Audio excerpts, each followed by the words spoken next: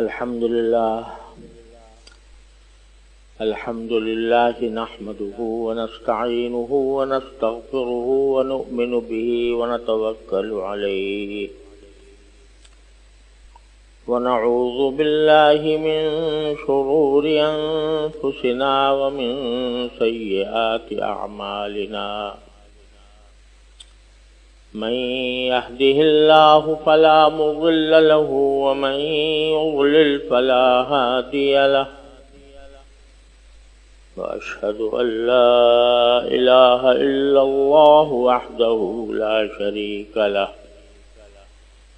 وأشهد أن سيدنا ونبينا ومولانا محمدا عبده ورسوله صلى الله تعالى عليه وعلى آله وأصحابه وبارك وسلم تسليما كثيرا.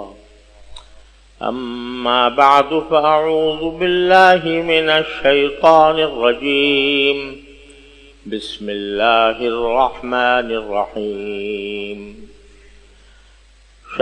شهر رمضان الذي أنزل فيه القرآن هدى للناس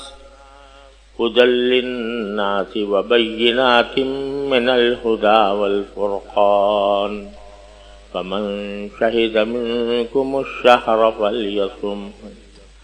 آمنت بالله صدق الله مولانا العظيم.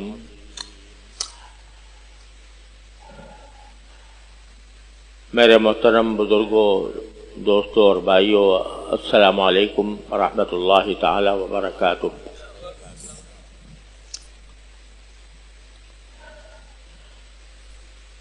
شعبان کا مہینہ اب ختم ہونے کے قریب ہے اور رمضان المبارک کی آمد ہے۔ امید ہے کہ انشاءاللہ آئندہ جمعرات کو یا جمعہ کو پہلا روزہ ہوگا۔ اس رمضان کے آنے سے پہلے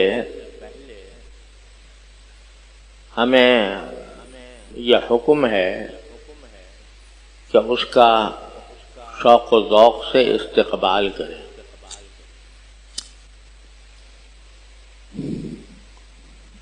یہ مہینہ جو اللہ تبارک و تعالی نے اپنے فضل و کرم سے رحمتوں اور برکتوں کا مہینہ رکھا ہے،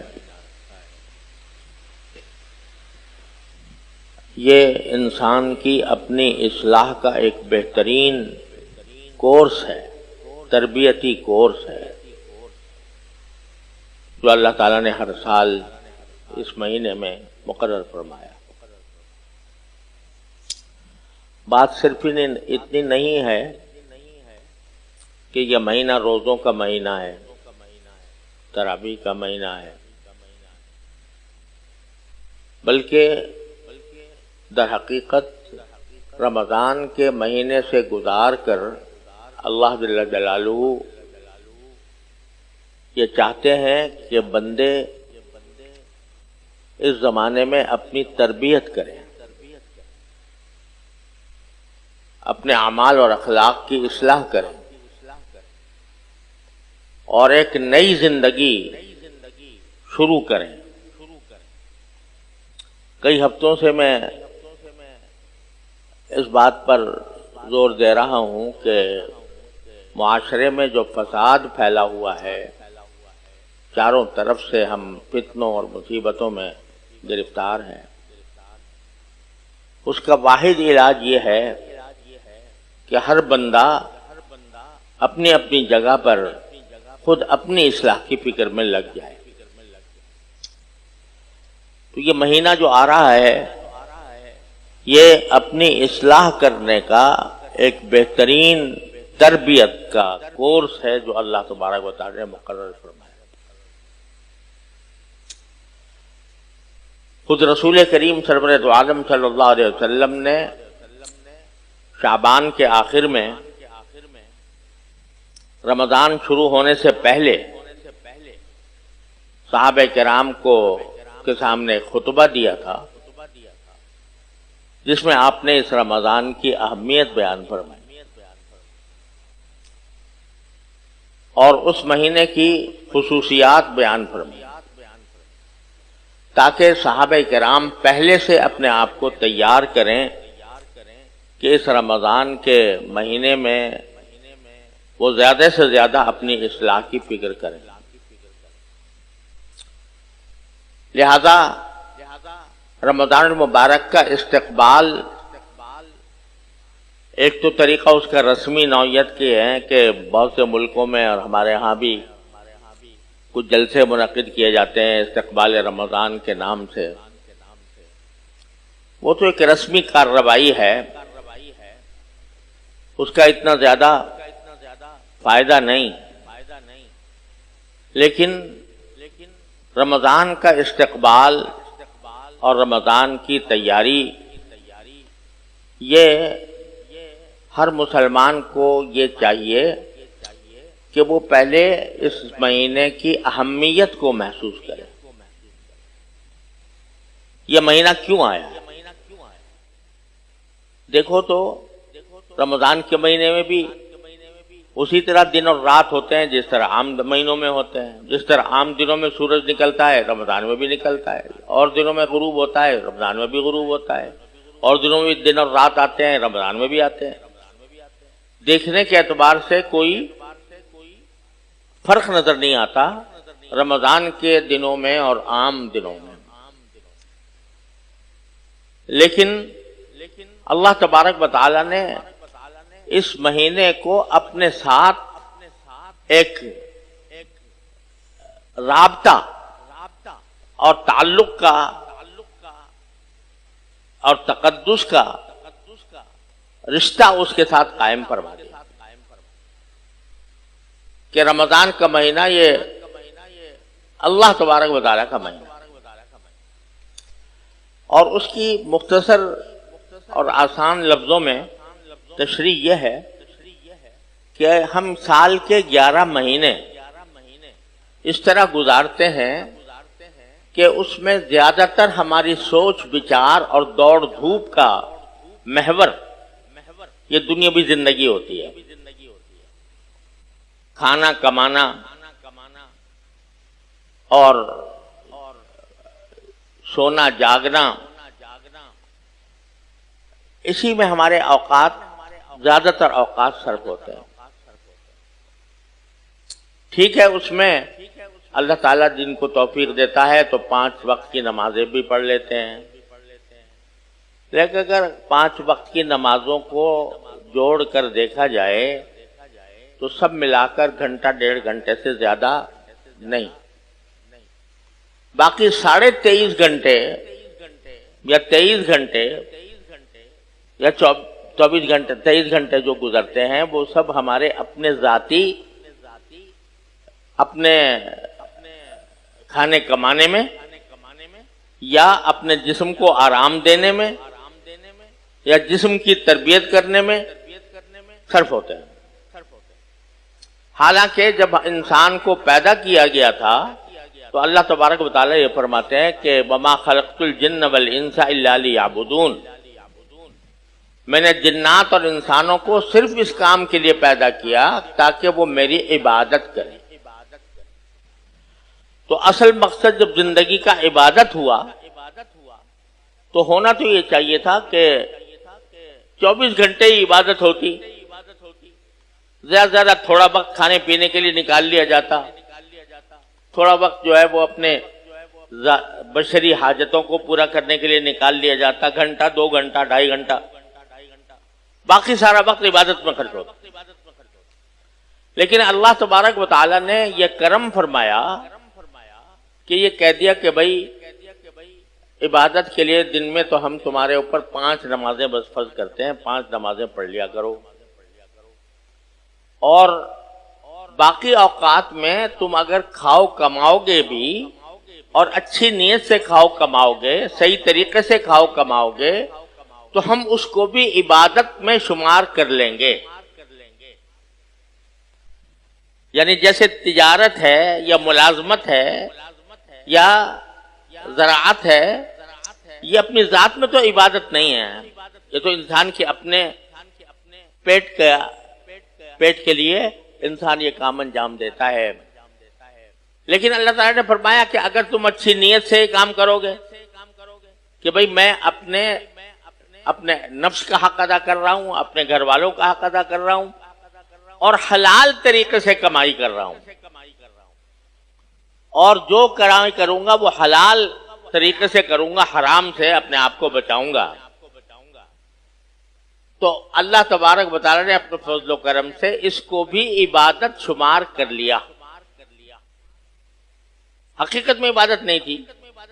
کھانا کھا رہے ہیں تو بھئی اپنی پیٹ پوجا کرنے کے لیے کھا رہے ہیں، بھوک مٹانے کے لیے کھا رہے ہیں، لذت کے لیے کھا رہے ہیں.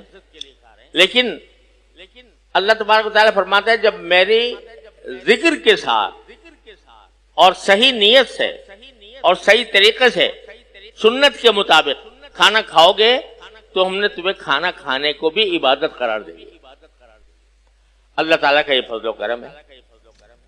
لیکن انسان کا معاملہ یہ ہے کہ جب اس کو چھٹی ملی کہ بھئی چلو تم کھاؤ بھی، کماؤ بھی، روزی بھی حاصل کرو اور دنیا کے دوسرے کام بھی انجام دو، جب انسان کو چھٹی ملی تو اس کا سارا ذہن، ساری سوچ، ساری دوڑ دھوپ وہ اس دنیاوی کام میں لگ گئی، اور وہ یہ بھول گیا کہ میں آیا کیوں تھا اس دنیا میں، کس مقصد کے لیے آیا تھا. بس لگا ہوا ہے صبح سے شام تک روزی کمانے میں لگ کے زیادہ سے زیادہ کس طرح پیسے حاصل ہو جائے، زیادہ سے زیادہ کس طرح مجھے رزق مل جائے، کس طرح میرا منصب ہو جائے، میں لوگوں میں مشہور ہو جاؤں، وغیرہ وغیرہ.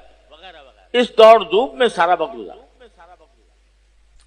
ٹھیک ہے 5 وقت کی نمازیں پڑھ لی جیسی کہ ایسی پڑھ لی، لیکن زیادہ وقت جو ہے وہ گزر رہا ہے ایسے کاموں میں جو دنیاوی کام ہے. تو اب یہ کچھ اوقات اللہ تبارک و تعالیٰ نے ایسے رکھے ہیں کہ یہ جو ہمارے اوپر غفلت طاری ہو جاتی ہے،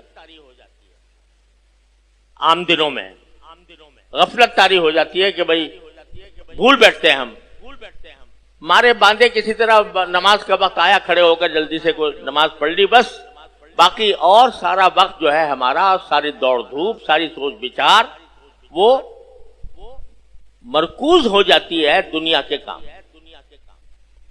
تو گویا اصل مقصد سے ہم دور ہوتے چلے جائیں. تو اللہ تبارک و تعالی بعض دن اور بعض مہینے، بعض اوقات ایسے اللہ تعالی نے رکھے ہیں کہ گویا ہم کو پکڑ کر کھینچ کر بلایا جا رہا ہے.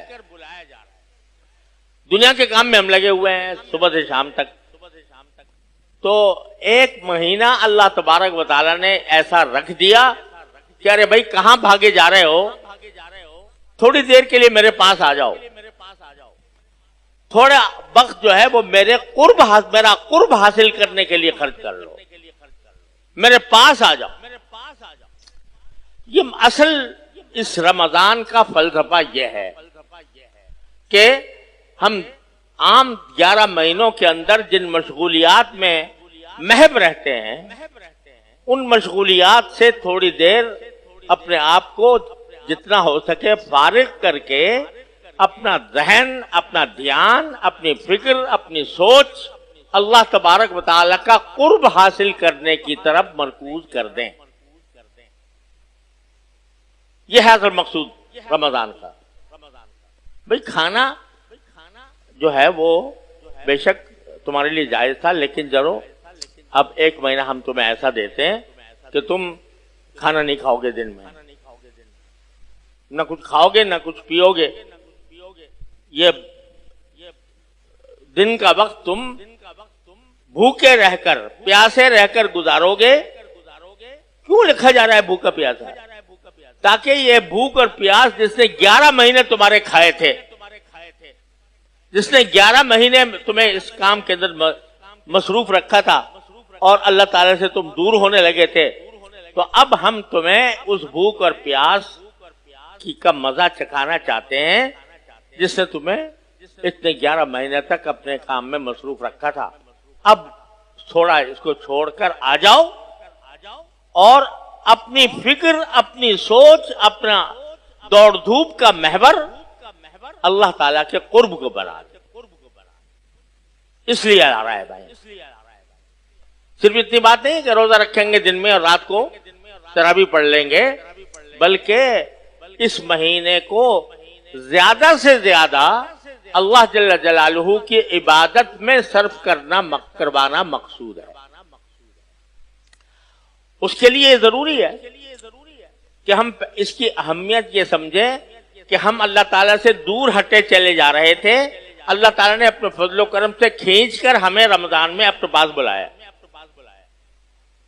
اور اپنا قرب عطا کرنے کی کوشش کہ قرب عطا ہو جائے اللہ تعالیٰ کا۔ جتنا آدمی اس میں اللہ تعالیٰ سے قرب حاصل کرے گا اتنا ہی رمضان کا صحیح فائدہ حاصل ہوگا اور اس کے نتیجے میں انسان کی تربیت ہوگی۔ یہ جو کہا جا رہا ہے نا کہ روزہ رکھو، کھاؤ نہیں پیو نہیں، کیوں؟ اس لیے کہا جا رہا ہے تاکہ یہ تمہیں تربیت اس بات کی دی جا رہی ہے کہ اللہ تبارک و تعالیٰ کا جب کوئی حکم آ جائے تو حکم آنے کے بعد تمہیں اپنی ہر خواہش کو کچلنا ہوگا۔ ہر وہ خواہش جو اللہ تبارک و تعالیٰ کی حکم کے خلاف ہو اس کو کچلنا ایک مومن کا فریضہ ہے۔ اس فریضے کے لیے تیار کیا جا رہا ہے کہ کھاؤ نہیں۔ اب ایک بندہ جو ہے وہ رمضان کے اندر اگر باقی روزہ رکھا ہوا ہے اس نے، ایک مسلمان، اور دن کے وقت میں وہ کھانے پینے سے پرہیز کرتا ہے، اگر کوئی بندہ اس کو 1,00,000 روپے بھی دے کہ 1,00,000 روپے لے لو اور روزہ توڑ دو، تو کوئی مسلمان اس کو کبھی گوارا نہیں کرے گا۔ حالانکہ عام دنوں میں اگر کہیں 1,00,000 روپے مل رہے ہیں مفت تو وہ اس کی طرف دوڑ کے جائے گا، لیکن رمضان کے مہینے میں اللہ تبارک و تعالیٰ نے یہ خاصیت رکھ دی کہ اس کو کتنی بڑی دولت کی پیشکش ہو جائے وہ روزہ توڑنے پر راضی نہیں ہے، چاہے بھوک لگ رہی ہو چاہے پیاس لگ رہی ہو۔ یہ اس بات کی ٹریننگ دی جا رہی ہے، اس بات کی تربیت دی جا رہی ہے کہ اللہ تعالیٰ کے حکم کے آگے ہر خواہش قربان ہے، بھوک بھی قربان، پیاس بھی قربان۔ یہ ایک مومن کا سب سے بڑا وصف یہ ہونا چاہیے کہ جب اللہ تبارک و تعالیٰ کا کوئی حکم آ جائے تو نہ وہ عقلی گھوڑے دوڑائے، نہ اس کی حکمتوں کی طرف جائے کہ بھئی کیوں دیا گیا یہ حکم، بلکہ بس اللہ کا حکم آ گیا سر تسلیم خم ہے۔ اس بات کی تربیت دینا مقصود ہے اس رمضان کے مہینے میں، اور اللہ تبارک و تعالیٰ کا قرب سب سے زیادہ اسی میں حاصل ہوتا ہے کہ انسان کی خواہش کسی ایک طرف جا رہی ہے لیکن وہ اللہ تعالیٰ کے خاطر اس خواہش کو کچل کر اللہ تعالیٰ کے حکم کی تعمیل کرتا ہے۔ جتنا یہ کام کرے گا اتنا ہی اللہ کا قرب حاصل ہوگا۔ تو یہ مہینہ اللہ تبارک و تعالیٰ کا قرب حاصل کرنے کا ایک بہترین زمانہ ہے جو اللہ تعالیٰ نے مقرر فرمایا۔ جب یہ بات ہے تو پھر کوشش یہ کرنی چاہیے کہ رمضان کے مہینے میں ہم صرف روزے اور تراویح پر اکتفا نہ کریں بلکہ رمضان کا جتنا زیادہ حصہ ہم اللہ تبارک و تعالیٰ کی عبادت میں صرف کر سکیں اتنا ہی اس رمضان کا صحیح فائدہ حاصل ہوگا۔ اللہ تعالیٰ کی طرف سے اس میں توفیق بھی ہوتی ہے۔ یہ جو حدیث میں آتا ہے نا کہ رمضان المبارک کے اندر شیطانوں کو قید کرنے کا جو ذکر آیا ہے حدیث میں کہ شیطان اس میں باندھ کر رکھے جاتے ہیں، اس کا مطلب یہ ہے کہ اس میں ہر مسلمان کو اس زمانے میں کچھ رغبت بڑھ جاتی ہے اللہ تعالیٰ کے عبادت کرنے کی، عام دنوں میں شیطان بہکاتا ہے اور اس کی وجہ سے انسان اللہ تعالیٰ کی عبادت میں اس کو مشقت محسوس ہوتی ہے، سستی آتی ہے. لیکن رمضان میں اللہ تعالیٰ نے ایک ایسی فضا پیدا فرما دی ہے شیطان کو قید کر کے کہ ہمارے لیے عبادتوں کو آسان بنا دیا. اب آپ دیکھیے کہ جو لوگ پانچ وقت کی نمازوں میں بھی مسجد میں آتے ہوئے کتراتے ہیں، لیکن جب رات کو تراویح کی نماز ہوتی ہے 20 رکعتوں کی نماز، اتنی لمبی نماز کم سے کم گھنٹہ 1.5 گھنٹہ لگتا ہے. عام دنوں میں فرض نمازوں کے اندر بھی آپ کو اتنے لوگ نظر نہیں آئیں گے جتنے تراویح میں نظر آئیں گے. یہ کہاں سے آ رہے ہیں؟ اس لیے کہ اللہ تعالیٰ نے شیطان کو قید کر کے ان کے دل میں عبادت کا ایک شوق پیدا کر دیا، تو تراویح کی لمبی نماز بھی آرام سے پڑھتے ہیں. تو اس لیے اس مہینے کے اندر عبادت کی طرف جانے کے اسباب اللہ تعالیٰ کی طرف سے زیادہ ہو جائے. لہذا کوشش یہ کرنی چاہیے کہ رمضان کا مہینہ زیادہ سے زیادہ اس میں عبادت کا موقع ملے، اور اس کا طریقہ یہ ہے کہ رمضان کے مہینے کو اپنی عام معمولات سے، دنیا کے جو عام معمولات ہیں ان معمولات سے اپنے آپ کو ذرا کم کر کے، ان معمولات کو کم کر کے عبادت کے حصے کو زیادہ کریں. اگر فرض کرو عام دنوں کے اندر صرف فرائض ہی پڑھتے ہیں اور سنتیں ہی پڑھتے ہیں، نفلیں کبھی پڑھنے کی توفیق نہیں ہوتی، تو رمضان میں نوافل کا زیادہ اہتمام کیا جائے. عام دنوں میں تلاوت کی اتنی توفیق نہیں ہوتی، رمضان کو قرآن کریم کے ساتھ خاص ربط ہے، خاص نسبت ہے.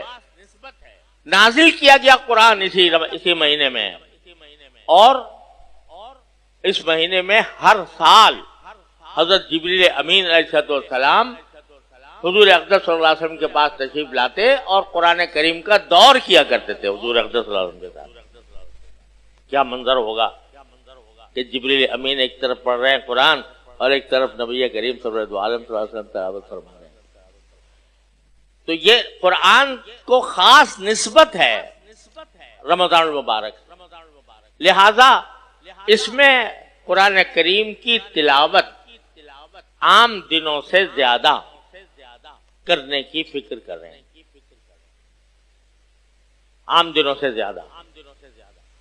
اگر عام دنوں میں آدھا پارہ پڑھتے ہیں، ایک پارہ پڑھتے ہیں، تو زیادہ پڑھائیں، دو پارے، 3 پارے، 4 پارے. حضرت امام ابو حنیفہ رحمۃ اللہ علیہ جو اتنے بڑے فقیہ تھے، اتنے بڑے امام، اور ساتھ ہی تجارت بھی کیا کرتے تھے، لیکن رمضان میں، ہر رمضان میں روزانہ ایک قرآن کریم ختم کرتے تھے، اور پورے مہینے میں 31 قرآن پورے ہوتے تھے ان کے، کیونکہ روزانہ ایک قرآن اور تراویح کا ایک قرآن، تو 31 قرآن کریم. جن لوگوں کو اللہ تبارک و تعالی رمضان کے وقت کی قدر و قیمت ہوتی ہے، وہ اس کو زیادہ سے زیادہ اس کام میں خرچ کرتے.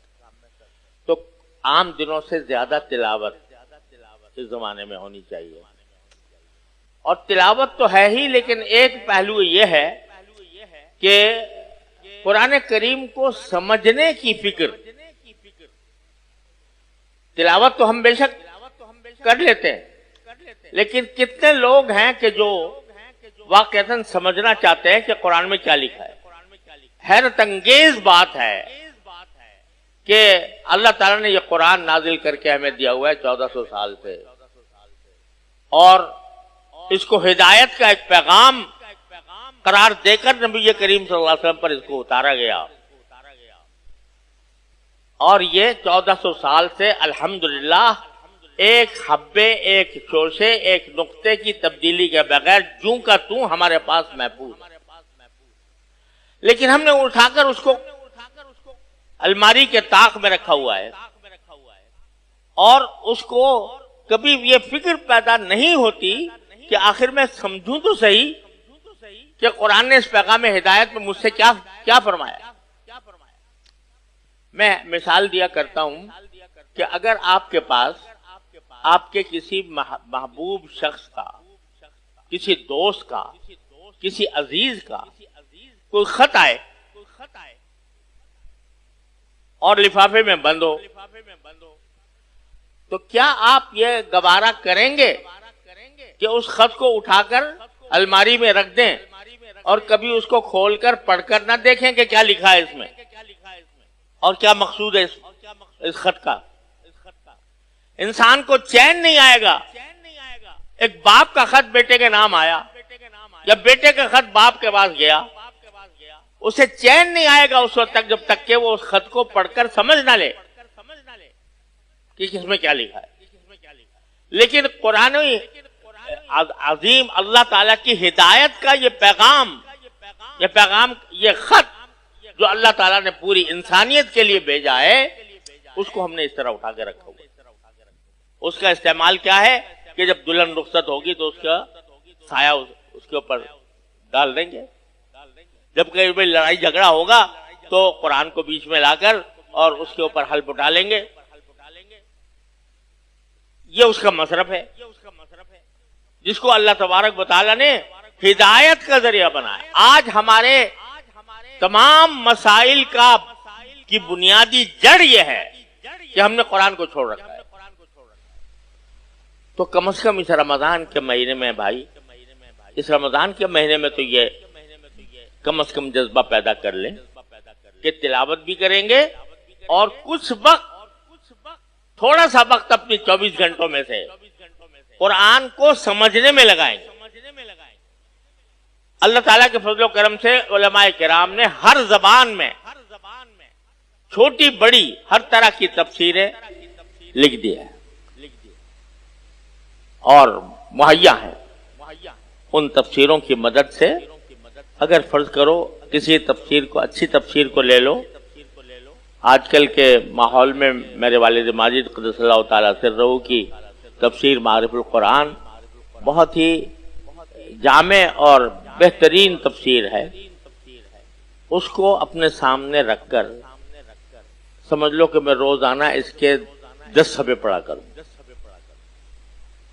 تو قرآن کریم کی آیتوں کا مفہوم اس کے اندر پوری طرح تفصیل کے ساتھ آ رہا ہوا ہے۔ بتائیے کیا مشکل کام ہے۔ 24 گھنٹوں میں سے اگر 10 صفحے پڑھنے، 10 نہ کرو 5 کر لو، لیکن کوئی دن قرآن کریم کی کسی تفسیر کے مطالعے سے خالی نہ رہے، تاکہ قرآن کا ایک حق ادا ہو تلاوت کا اور دوسرا حق ادا ہو اس کے سمجھنے کا۔ قرآن ایسی چیز ہے زندگیوں میں انقلاب لے کر آتا ہے۔ اگر اس کو سچ سے سمجھ کر پڑھو گے تو انشاءاللہ معلوم ہوگا کہ زندگی میں انقلاب آ رہا ہے۔ اس طرح اپنے مصروفیات کو کم سے کم کر کے زیادہ وقت اللہ تعالیٰ کو قرب حاصل کرنے کے لیے، نوافل کے لیے، تلاوت کے لیے، قرآن کریم کو سمجھنے کے لیے خرچ کرنے کی کوشش کریں۔ ابھی سے اس کا کچھ پروگرام بنائیں کہ جب رمضان آئے گا تو میں اپنی مصروفیات کو کس طرح کم کر سکتا ہوں۔ یہ ہے استقبال رمضان کا۔ اللہ تبارک و تعالیٰ اپنے فضل و کرم سے ہم سب کو اس کی توفیق عطا فرمائے اور رمضان کی انوار و برکات سے ہم سب کو سرفراز فرمائے۔ وآخر دعوانا الحمدللہ۔